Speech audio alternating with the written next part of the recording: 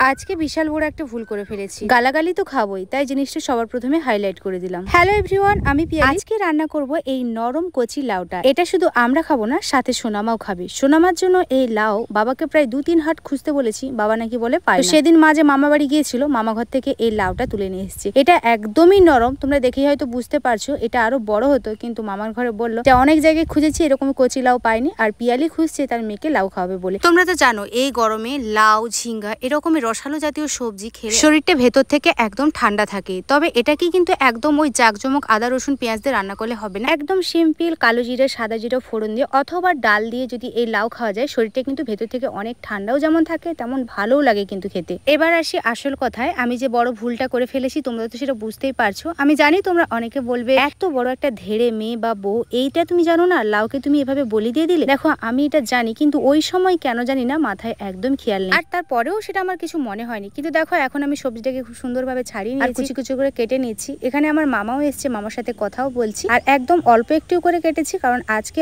আমি আর সোনা খাবো। বাড়ির রান্না মোটামুটি সকাল সকাল কমপ্লিট হয়ে গেছে। আমার দিদা এসছে, দিদা তো অনেক কিছুই রান্না করেছে, যেমন ধরো কুঁদরি ভাজা, গিমার শাক আলু সেদ্ধ, মুসুরের ডাল আর নদীর মোরলা মাছের টক করেছে। আগের দিনে তো ঝাল খেয়েছি, তারপরে আমি আর বাবা ছিলাম তখন ভাজা করে মাখিয়ে খেয়েছি। আজকে দিদা বললো যে গরমে টক একটু খাবো, সেই জন্য টক করা হয়েছে। তো এই রকমই মিলে 3-4 রকমের রান্না হয়ে গেছে। তাই আমি লাউটার বেশি করে কাটলাম না, অল্প একটু কাটলাম, যাতে সোনামাও খেতে পারবে আর তার সাথে আমি একটু খেতে পারবো। তো সেই জন্য দেখো আমি লাউটাকে খুব ভালোভাবে কুচি কুচি করে কেটে নিয়ে রান্না চাপাবো। প্রথমে কড়াইয়ের মধ্যে আমি আজকে কিন্তু একদম মেপে তেল দিয়েছি, আগের বারে বেশি পড়ে গেছিল বলে। তারপরে দিয়ে দিচ্ছি এখানে সাদা জিরা। আর একটা কথা বলি, জুম করে যে কোনো জিনিস দেখালে একটু বেশি মনে হয়, দূর থেকে কিন্তু অতটা মনে হয় না, যেরকম তেলটাকে একটু বেশি মনে হচ্ছে। আর এরপরে আমি এখন দিয়ে দিচ্ছি লাউটাকে বেশ কিছুক্ষণ ভাজবো। ভাজার পর তারপরে এতে হলুদ দেবো, হলুদ দিয়েও আমি এটাকে ভেজে নেবো। এখানে কিন্তু লবণ আমি দেবো না। তোমরা আমাকে প্রায় ভিডিওতে ইউটিউবে এবং ফেসবুকে দুটোতেই কমেন্ট করে যে এখন কি তুমি তোমার বাচ্চাকে লবণ দিচ্ছ? না, এখনো দিচ্ছি না। সোনার পাপা তো আমাকে বলছে যে এখন অল্প একটু লবণ দিতে, কিন্তু না, এখনো দেবো না। সোনার পাপা বাড়ি এলে তখন সোনাকে একবার ডক্টরের কাছে নিয়ে যাবো, ডক্টরকে সবকিছু বলবো, সোনার কি সুবিধা অসুবিধা।